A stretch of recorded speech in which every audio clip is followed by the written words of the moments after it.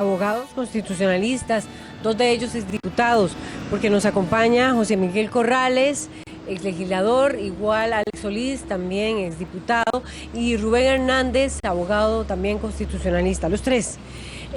Fue atrevida, digamos, la frase de Alex Solís en torno al trámite del proyecto de reforma fiscal en la Asamblea Legislativa. Sobre todo refiriéndose, decía don Alex Solís, al trámite rápido que se le conoce como 208 bis, para decirlo en términos sencillos, ese trámite rápido que se le da a lo que sería esta reforma fiscal. Yo no sé, pero me gustaría, tal vez antes de empezar con don José Miguel y con don Alex, que los tengo aquí al lado, a cada uno de ellos bajo este fuerte sol que nos está tocando esta mañana a las 7:19, buscar la reacción inicial con don Rubén Hernández sobre lo que estaba diciendo Alex Solís, porque hay muchos elementos. Uno, está en consulta el proyecto de reforma fiscal con instituciones, entre ellas el Poder Judicial. Bueno, quisiera saber también, conocer, porque no son vinculantes esos criterios, pero qué tan básico, tan fundamental sería el hecho de que alguna de estas instituciones considere que se requerían los 38 votos, como por ejemplo el Poder Judicial. También lo que decía Alex Solís sobre el 208 bis, cómo se aplicó en esta vía rápida. Quisiera sus opiniones iniciales. Rubén Hernández, buenos días. Bueno, el tema es un poco complejo, que tiene varias aristas. Voy a tratar de tocarlo de los diferentes aspectos para clarificar la situación. Vea, si el proyecto hubiera requerido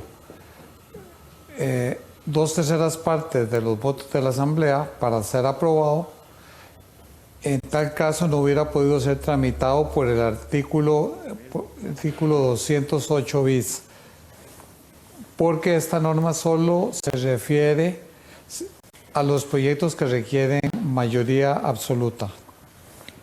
Ok, entonces ese es el primer punto. En segundo lugar, el cuestionamiento acerca de que si la Corte se opone ese proyecto, entonces, siendo consecuente con lo establecido en el artículo 208 bis, no tendría que irse prácticamente al archivo, puesto que no era susceptible de ser tramitado por esa vía. Ahora bien, la pregunta es, ¿debía o no tramitarse por el 208 bis? ¿Y debía o no consultarse a la Corte Plena? ¿Puede la Corte Plena invocar el 167 en caso de que se oponga? Estos son los temas a tratar. En mi concepto, el proyecto no tiene que ser consultado a la Corte Plena, pues con la misma jurisprudencia de la Sala Constitucional queda clarísimo de que la materia salarial, el régimen salarial de los empleados judiciales no tienen absolutamente nada que ver ni con la organización ni con el funcionamiento de la Corte, que son los dos casos concretos en que debe hacerse la consulta. Sobre el particular es muy esclarecedor lo que pasó en la Constituyente 49, en el acta 147, el proyecto original. El texto original establecía que todo proyecto tenía que consultarse con la Corte Plena. Sin embargo, a raíz de una moción que hace don Fernando Baudry Solera, se modifica y se introduce la redacción actual. Pero lo más esclarecedor son las palabras del gran constituyente Mario Alberto Jiménez, en que establece claramente, delimita qué es la independencia del Poder Judicial y hasta dónde llega esa independencia, estableciendo claramente de que esa independencia no implica en ningún momento que la Asamblea Legislativa pierda sus potestades legislativas para regular materias que no sean ajenas o que sean ajenas estrictamente al funcionamiento y organización del Poder Judicial. La Sala Constitucional, en varias sentencias, inclusive en la última consulta judicial de marzo de este año, refiriéndose al tema de las pensiones de los funcionarios judiciales, dijo claramente que el tema de las pensiones no tenía relación con la organización y funcionamiento del Poder Judicial. Y eso lo hizo repitiendo 5 jurisprudencias anteriores. Ahora, evidentemente, el tema de las pensiones está íntimamente relacionado con los salarios, porque ¿qué es una pensión en última instancia? Es el salario que recibe la persona jubilada. Entonces, no hay ninguna razón para considerar que el régimen de los salarios forma parte del funcionamiento del Poder Judicial. Obviamente, cuando se refieren al funcionamiento del Poder Judicial, son las materias de cómo funcionan las oficinas administrativas y jurisdiccionales internas. La ley orgánica del Poder Judicial, los códigos procesales, esas son las materias que lógicamente tienen que consultarse. ¿Por qué? Porque la especialización de la Corte es esa, pero el régimen salarial de sus empleados está sometido a la normativa general nacional. De lo contrario, estaríamos convirtiendo al Poder Judicial en un Estado dentro de otro Estado y sería imposible poder regular determinadas materias. Quedó clarísimo, Rubén Hernández, abogado constitucionalista. La reacción, José Miguel Corrales. Ya viene don Alex, que ahora escuchábamos esa nota. Porque como dice usted muy bien, había 3 cosas en juego aquí. Uno, si debió haberse hecho la consulta a la Corte y a las instituciones antes de que se diera el primer debate. Otro, que es lo que usted dice, ¿verdad? Otro, si esa consulta se hace ahora, si el Poder Judicial dijera si toca la estructura y la organización o el funcionamiento y la organización del Poder Judicial, que es lo que han alegado la Asociación de Jueces, que sí lo toca porque afecta dónde se desplazan los jueces y la prohibición y los nuevos juzgados de narcotráfico. Ahora decía don Rubén Hernández que no tiene nada que ver, basándose en lo que se resolvió sobre el tema de las pensiones. ¿Qué dice José Miguel Corrales? Buenos días. Muchas gracias, muy buenos días. Evidentemente me parece que en cuanto a lo narrado por don Rubén, tiene toda la razón, excepto en la última parte. ¿Por qué? Porque el 167 es una copia de la Constitución de los Estados Unidos. Y los Estados Unidos pusieron esa norma porque cuando eran colonia de Inglaterra, el rey, cuando no le gustaba, no le satisfacía alguna sentencia de los jueces, lo que hacía era apretarlos vía salarios. Les quitaba el dinero, les bajaba el sueldo. De tal forma de que el dinero es fundamental para la independencia del Poder Judicial, porque si no los jueces están sujetos a que los quiten salarios, les bajen salarios si la sentencia no les gusta. Ahora, eso es una cosa. La segunda que me parece a mí, si estamos en contra de algunos abusos de los señores jueces, lo que tiene la Asamblea Legislativa tiene la facultad de no nombrarlos, de quitarles el nombramiento cuando venga la reelección. 2 casos nada más. Se refiere a magistrados. Acaba de nombrarse una señora magistrada con serios cuestionamientos. ¿Quién nombra a esa magistrada o la renombra? Y la Asamblea Legislativa. Don Jesús Ramírez, cuestionado permanentemente, inclusive por una asamblea más de 38 votos, le dijo que debería renunciar o la asamblea no renovarle, y ahí está don Jesús. Entonces, estas cosas son las que usted lo hacen pensar que lo que están atentando directamente es contra la autonomía del Poder Judicial, que si eso es así, es verdaderamente grave la situación que vive Costa Rica. ¿Qué dice don Alex Solís? Buenos días. Yo en general, buenos días, muchas gracias por la invitación y a todas las personas que nos están viendo, saludos.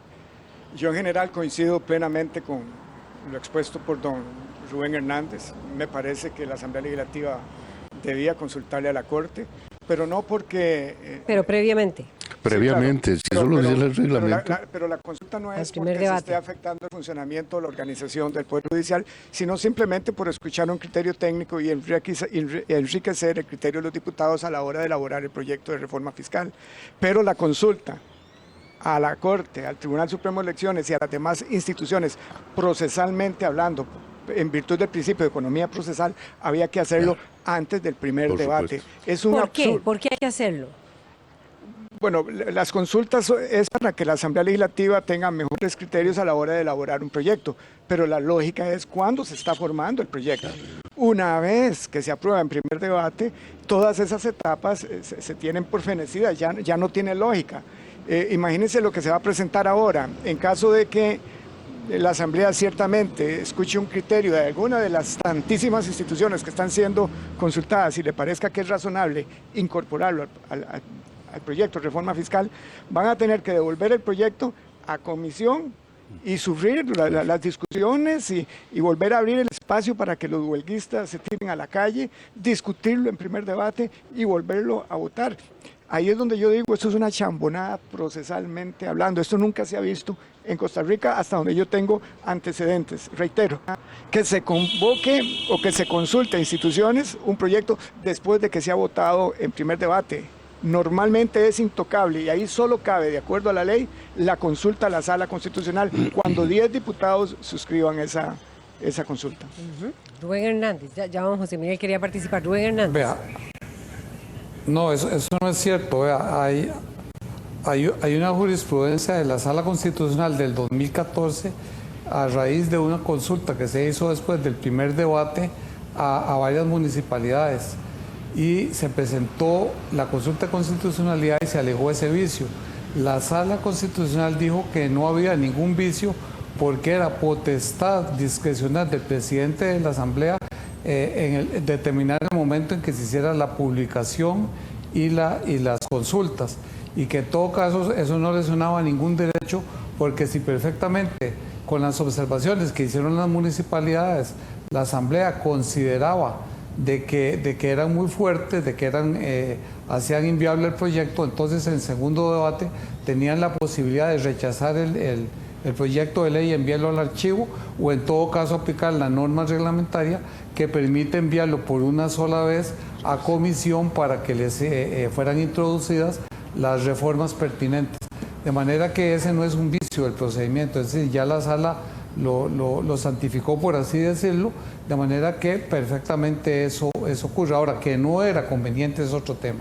A mí estoy de acuerdo con Alex en el sentido de que debió haberse hecho antes de haberse votado en primer debate.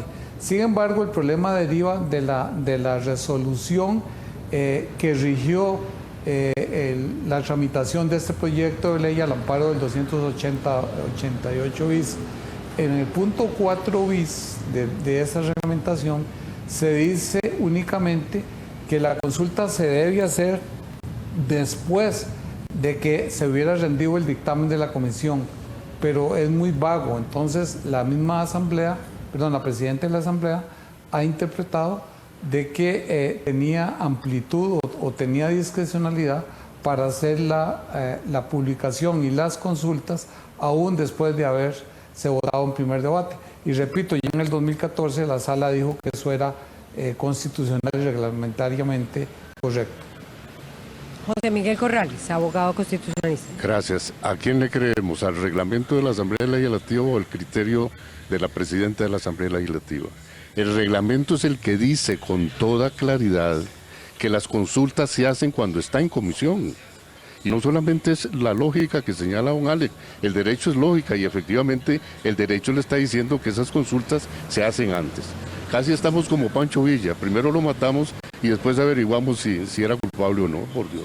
Pero aquí, don José Miguel, si me lo permite, Laura, tiene efectos. La perversa opinión que metió la Corte Plena sin tener ya derecho, porque habían expirado los plazos en la Asamblea Legislativa. Totalmente de acuerdo, totalmente de acuerdo. Pero hay una cosa que me parece que no se está tocando.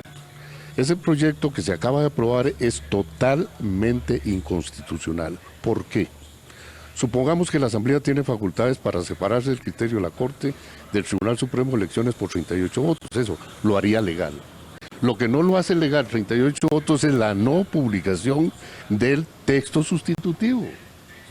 Es que se discutió un texto distinto al que originalmente tenía el proyecto. Por eso es inconstitucional. No solamente por los 38 votos, sino por la falta de publicación. Yo me refería al hecho de que la Corte Suprema de Justicia hace unos días se pronunció en relación con un proyecto que ya nos estaba discutiendo. Sí.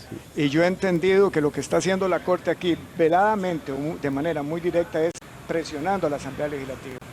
Y al final, se quiera aceptar o no, tuvo efecto ese pronunciamiento extemporáneo de la Corte Suprema de Justicia, porque obliga a la Asamblea, en este caso a la presidenta, a consultar ese proyecto después del primer debate, cuando ya no tiene sentido, cuando ya no tiene lógica. Don Rubén cita la jurisprudencia de la Sala Constitucional, pero un problema que tenemos en Costa Rica es que nos acostumbramos a aceptar llana y acríticamente la jurisprudencia de la Sala Constitucional. Lo podrá haber dicho la Sala, pero no tiene lógica procesal. Es inconstitucional convocar o consultar un proyecto después del primer debate cuando no está arreglado. La única consulta que permite nuestro ordenamiento jurídico es la del artículo 100 de la Ley de la Jurisdicción Constitucional. A la Sala. A la Sala Constitucional. Todo esto está de más, es muy caro para el país en caso de que hayan observaciones y la Asamblea decida incorporarlas al proyecto. Nosotros seguimos con remiendos, nosotros seguimos poniendo parches, seguimos resolviendo los pequeños incendios o los grandes incendios que se plantean circunstancialmente, por la carencia o la falta de valentía de intentar una reforma integral a la estructura del Estado. Mientras sigamos posponiendo esto, vamos a seguir rellenando huecos o poniéndole parches al sistema para ver cómo nos va. Pero estamos acumulando peligrosamente aplicación indebida de la ley y disgusto con la gente. ¿Cuánto aguanta el país? Es lo que no sabemos. Rubén Hernández, abogado constitucionalista. Ok. Creo que hay un error de los dos distinguidos colegas. Es que hay que acordarse que el derecho parlamentario es un derecho útil, dinámico, que varía. ¿Por qué?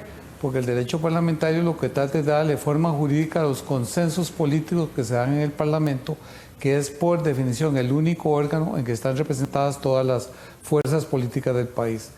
Entonces, el reglamento de la Asamblea no debe ser una camisa de fuerza, es decir, cuando las circunstancias políticas lo ameriten, tiene que haber la flexibilidad, la posibilidad justamente de que se puedan hacer, que se aplique el principio de derogabilidad singular de las normas reglamentarias a fin de acomodar la situación al momento político, social y económico.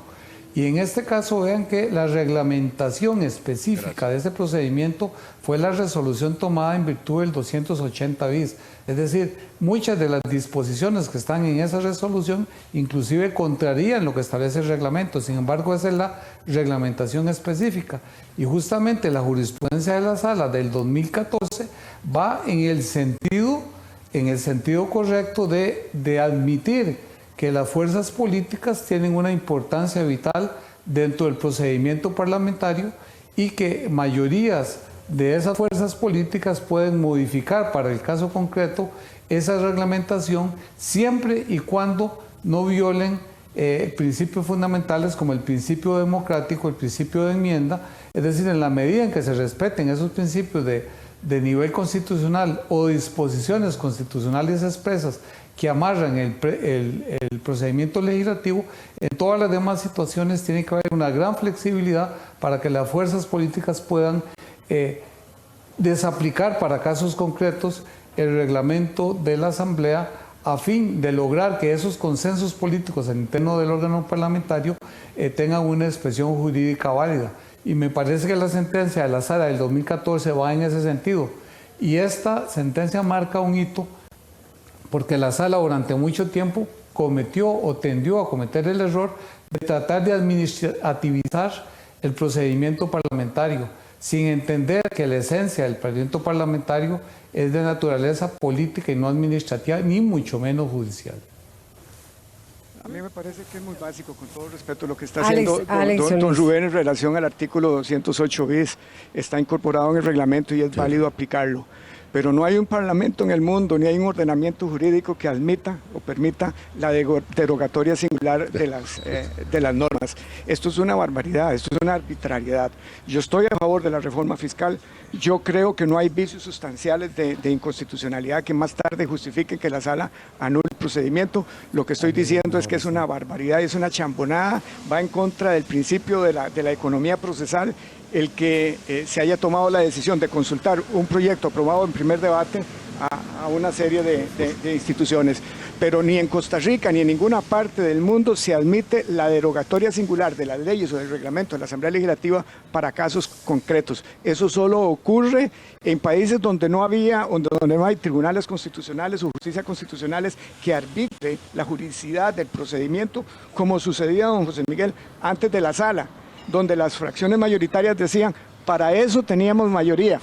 Y en virtud de ese principio se cometieron las mayores barbaridades jurídicamente hablando en Costa Rica, entre otras las llamadas o famosas normas atípicas del presupuesto. Y no solamente José eso, Miguel Corrales. lo que habla don Rubén es lo que en doctrina se conoce como la interna corporis. Es decir, la Asamblea tiene facultades para resolver casos de emergencia, pero que la tome la Asamblea por más de 38 votos y no la presidencia de la Asamblea. Y resulta que la presidenta deroga el reglamento cuando se le antoja. ¿Por qué el reglamento? Porque el reglamento le dice que esas consultas tienen que hacerse cuando está en comisión, no cuando se votó en primer debate. Se votó en primer debate la consulta a la Sala Constitucional, pero a Corte Plena tiene que ser directamente en comisión. Por esa razón, como dice don Alex, obviamente, y si nosotros le damos la facultad a la presidenta para derogar el reglamento, aviados estamos, quitemos el reglamento y entonces el reglamento de la presidenta de la Asamblea. Rubén Hernández. No, es que están tomando el rábano por las hojas. En realidad la presidenta lo que tiene es una facultad de interpretación y en virtud de esa facultad de interpretación, sin violar la normativa aplicable, tiene, de acuerdo a la jurisprudencia de la Sala, la facultad discrecional de determinar en qué momento se hace la publicación. Es decir, no está escrito en piedra que la publicación tiene que hacerse antes de la votación en primer debate. Lo dice el reglamento. Que eso fuera. No es la presidenta de la Asamblea, es el reglamento. ¿Por qué? Porque hubiera permitido haber tenido las opiniones antes de haberse votado en primer debate. Pero eso necesariamente implica una invalidez ni nulidad del procedimiento. Es decir, como la misma Sala dijo, si los diputados, a raíz de las observaciones que hacen los órganos consultados, llegan a la conclusión de que el proyecto no es viable, y en segundo debate le dan el voto negativo y se acabó. O bien, aquí la diferencia si el problema se puede resolver con un par de reformas, simplemente se devuelve a comisión por una vez y ahí se reforma. Estoy pensando en el caso específico de la Corte. La Corte inevitablemente va a decir, como ya lo dijo en el primer dictamen, de que la materia salarial atenta contra la independencia del Poder Judicial. Que por supuesto. Sí. Entonces, si la Asamblea no se aparta de ese criterio por 38 votos, evidentemente la ley sería inconstitucional. En este momento no se tienen los 38 votos, ya vimos que sacó 35 votos. Entonces, ¿qué es lo que ocurriría en ese caso? Volvería el asunto a comisión y ahí introducirían una norma que diría que no es aplicable esa normativa sobre la materia salarial a los funcionarios de la Corte Plena, con lo cual se resolvería. Don Rubén, por eso esto es una chambonada. Ya se aprobó en 35, en primer debate con 35 votos, y abrir la posibilidad de estas consultas después del primer debate va a propiciar criterios diversos, va a propiciar que la Corte Suprema de Justicia se oponga al proyecto con criterios falaces como que esto está afectando el funcionamiento y la organización del Poder Judicial. Eso no es cierto, pero si se abrió la posibilidad para que la Corte se pronuncie, la Asamblea Legislativa va a tener que respetar el artículo 167 y entonces quizás va a tener que agravar innecesariamente la votación para cuando ocurra el primero y el segundo debate. Por eso las leyes hay que respetarlas, por eso el reglamento hay que respetarlo, porque si no resolvemos con fundamento al capricho, y eso es totalmente diferente a lo que prescribe la democracia, que es el gobierno de las leyes y no de las voluntades circunstanciales que se van produciendo alrededor del calor que producen los diferentes proyectos de ley, como es en este caso la reforma tributaria. Repito, y estamos obviando,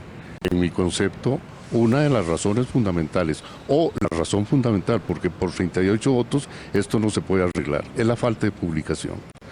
Evidentemente, en la confección de la ley, el informe al público es básico, y hay un texto que fue sustituido y que dice otras cosas que no dice el primer texto. Entonces, explique la presidenta por qué no publicó ese texto la Asamblea Legislativa sustitutivo para obviar cualquier inconstitucionalidad. Por eso me parece vano decir si son 38 votos, 35, 32. No, hay uno básico, es la falta de publicación del texto, y por eso ese proyecto es inconstitucional. Rubén Hernández. No, para mí no, ese es un un vicio, no es un vicio sustancial. Solo los vicios sustanciales anula el procedimiento legislativo. Para nada es un vicio sustancial. Inclusive en la Gaceta ya salió publicado el proyecto, para el que quiera lo aprobado en primer debate de este proyecto 20.580. Cualquiera puede leerlo en la Gaceta a partir del día de ayer. E inclusive eso va a entrar a discusión, bueno, se va a ir a la consulta de la sala la otra semana, y eso volverá hasta más o menos de mediados de noviembre nuevamente a la corriente legislativa, y entiendo que hasta el viernes de la otra semana tendrán la posibilidad todas las instituciones consultadas de rendir el respectivo dictamen. Así que a nadie se le hace el Senado el derecho a omitir oír sus opiniones, y eso es lo que tutela la Constitución, es lo que tutela el principio de publicidad, es decir, de que todas las organizaciones que estén eventualmente interesadas en el proyecto de ley puedan ser escuchadas, van a tener posibilidad de hacerlo, y que el proyecto, antes de ser aprobado, no necesariamente el primer debate, pueda ser publicado de manera que cualquier ciudadano pueda enterarse de cuál es su contenido. Aquí la reacción está muy inmediata, pero nada más permítanme, porque ya hay dos comentarios, si me permiten, a todos los abogados constitucionalistas que hoy están comentando. También la presidenta de la Asamblea Legislativa está comentando, pero todavía no tenemos el comentario finalizado. Pablo Morales dice: la reforma fiscal subordina la política salarial del Poder Judicial al servicio civil y mide plan. Eso está diciendo Pablo Mori, ¿verdad? Bueno, Pablo Morales. Y Rafael Rivas Duca dice lo siguiente: impacta el funcionamiento y organización del Poder Judicial las restricciones de presupuesto, no solo salarios, que lo afectarán en virtud de la activación de la regla fiscal. Ya hay también otros temas que quieren nuestros seguidores y seguidoras en redes sociales que abordemos, pero voy a dejarlos con la réplica también. No sé si don José Miguel quiere comentar algo de lo de aquí, don Alex, o también don Rubén. Adelante. Don Rubén, usted es un estudioso profundo de los problemas de orden constitucional en nuestro país y conoce perfectamente la jurisprudencia de la Sala con respecto a la publicación de los textos sustitutivos con respecto a los proyectos de ley que se discuten. Eso es totalmente cierto, don Rubén. La publicidad es fundamental en la elaboración de la ley. Y la Sala lo ha dicho expresamente. Aún más, una de las razones por las que la Sala declaró inconstitucional las normas atípicas del presupuesto era precisamente por falta de publicidad de lo que se estaba haciendo ahí. Entonces, si esto no tiene publicidad, ¿para qué enzarzarnos a discutir si son 35 o 38? Que son 38, a mí no me cabe la menor duda. Que debió haber sido antes de llegar al plenario.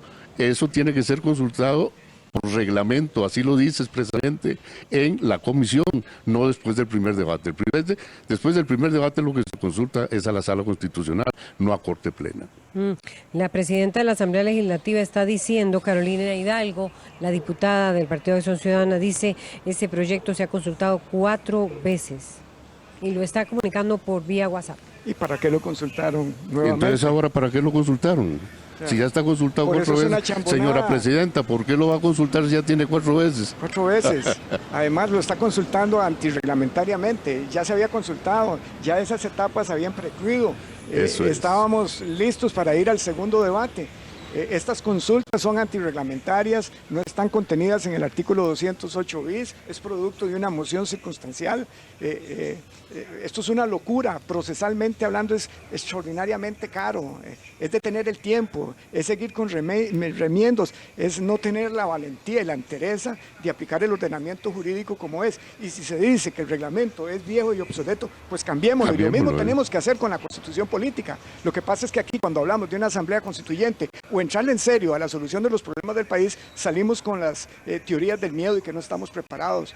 Pero hoy Costa Rica está fraccionada, los problemas no los está resolviendo esta reforma fiscal, aunque se llegue a aprobar, y lo que estamos haciendo es trasladándose a futuro problemas muy serios relacionados con el modelo de Estado, con la estructura de Estado, que si no nos resolvemos, nuestro país se nos puede ir hacia el despeñadero. Al despeñadero se puede ir, y por una razón: piden más dinero por medio de los impuestos y no le explican al pueblo cómo se gastaron los dineros de la trocha, de la Puente de la Platina, por qué se dio un hueco fiscal. Quieren más dinero y no han explicado cómo se gasta el dinero. Y todos los años le dicen lo mismo. Este plan arregla el problema fiscal. Y dentro de 3 o 4 años sigue la robadera y otra vez el paquete de impuestos. Rubén Hernández, y me parece que si pudiéramos tener la oportunidad de llamar a la presidenta Carolina Hidalgo, sería importantísimo. Adelante, Rubén Hernández. Vea, yo entiendo por qué se hizo la última publicación y nuevamente, a pesar de que 4 veces, en 4 ocasiones anteriores, se había hecho las consultas. Y es porque la jurisprudencia de la Sala ha dicho que cuando hay una variación sustancial en un texto, tiene necesariamente que consultarse y publicarse. Y yo entiendo, supongo, que la presidenta de la Asamblea valoró que el texto aprobado en primer debate variaba sustancialmente con los textos consultados en las 4 ocasiones anteriores. Y me parece que lo que se estaba haciendo era cuidándose en salud para evitar de que la Sala dijera que se había violado el principio de publicidad porque no se había publicado ni consultado el texto que definitivamente fue el que resultó aprobado. Esa es, eso es una estafa, don digamos, Rubén. la razón por la cual creo que la presidenta hizo esa situación. En todo caso, ya estoy recordando en este momento que en la sentencia de la Sala sobre la consulta de constitucionalidad sobre las pensiones del Poder Judicial en marzo de este año, ahí ocurrió exactamente lo mismo. La publicación del texto aprobado se dio no solo 2 días, no solo se dio 3 días después de que había salido en la Gaceta, sino que se dio 2 días después de que había sido hecha la consulta de constitucionalidad ante la Sala. Es decir, el expediente ya estaba en la Sala Constitucional cuando salió en la Gaceta publicado el texto en consulta. Y la Sala Constitucional dijo que eso no implicaba ninguna violación porque lo que interesaba en última instancia es que se hubiera hecho la publicación. De manera que es exactamente el mismo caso, con la ventaja ahora de que se va a hacer inclusive antes de darse el segundo debate. De manera que no veo que ese vaya a ser un motivo por el cual eventualmente la Sala pueda anular el procedimiento. Ya quieren reaccionar aquí, pero tenemos a la presidenta, si me permite, don Alex Solís y José Miguel Corrales, Carolina Hidalgo, presidenta de la Asamblea. Buenos días. Adelante. Hola, muy buenos días, Laura y compañeros. Quisiera tal vez comentar que sobre este expediente en particular se han dado ya 4 publicaciones. La primera cuando el expediente ingresa a la comisión, la segunda cuando se dictamina en una primera ocasión, la tercera después de las mociones 137 y ahora después del primer debate. Efectivamente lleva razón don Rubén Hernández cuando cita la jurisprudencia de la Sala que establece que la Asamblea, la Sala Constitucional no califica o no considera como perjudicial la publicación hasta antes del segundo debate y que sea la Asamblea Legislativa cuando determine cuando es relevante realizar esas publicaciones. Y además quisiera sumar al debate que previo al primer debate de esta Asamblea Legislativa y de su votación, emitió una resolución donde descartaba esa jurisprudencia.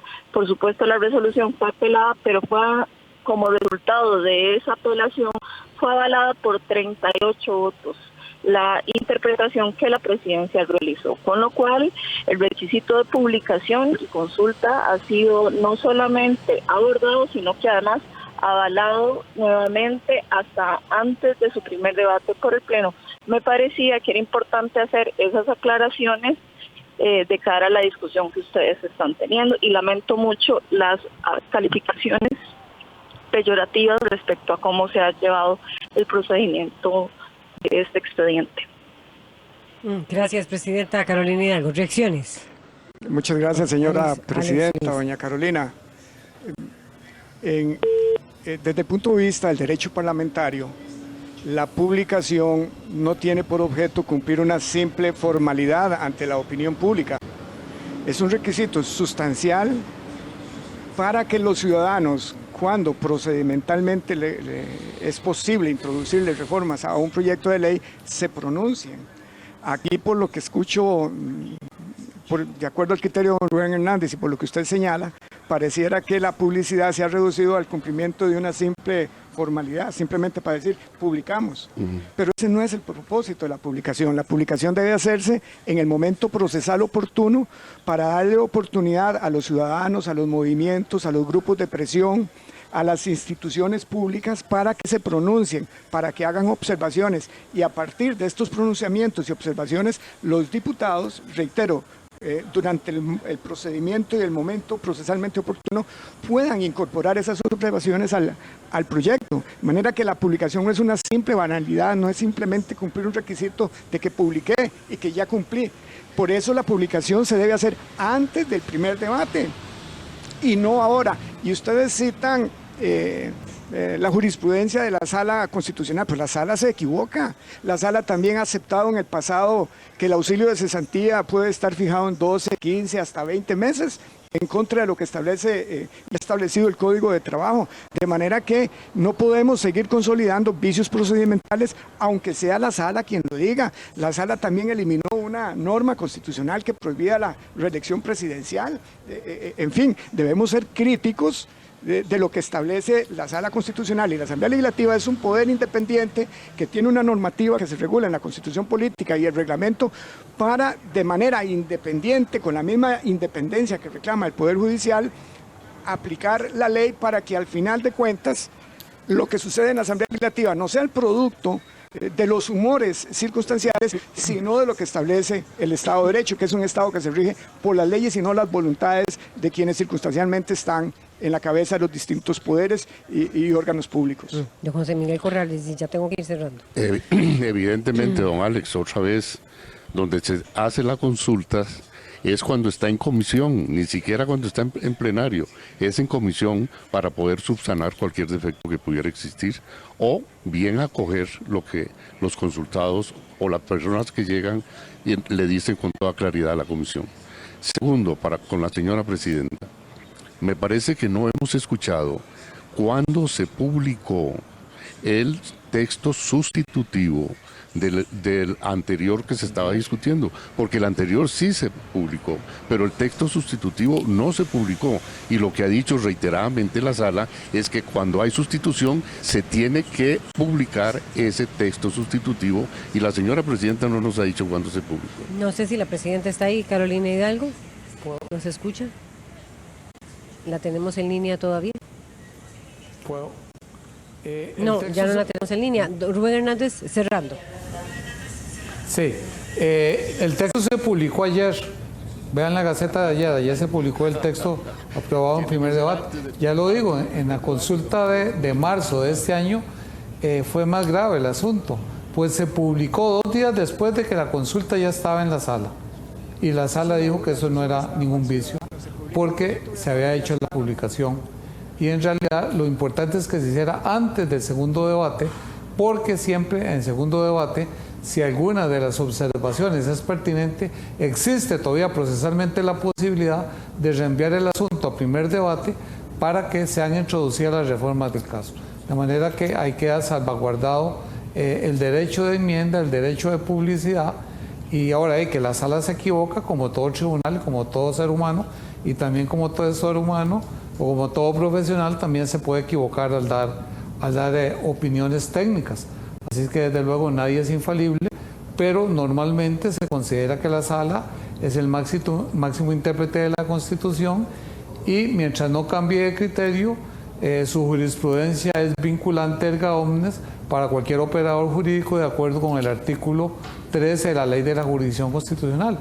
Y si la Sala ya se ha pronunciado sobre el particular en esos términos, mientras no cambie de criterio, que perfectamente podría cambiar de criterio en este momento, mientras no cambie de criterio, su jurisprudencia y sus resoluciones siguen siendo vinculantes para todos los operadores jurídicos.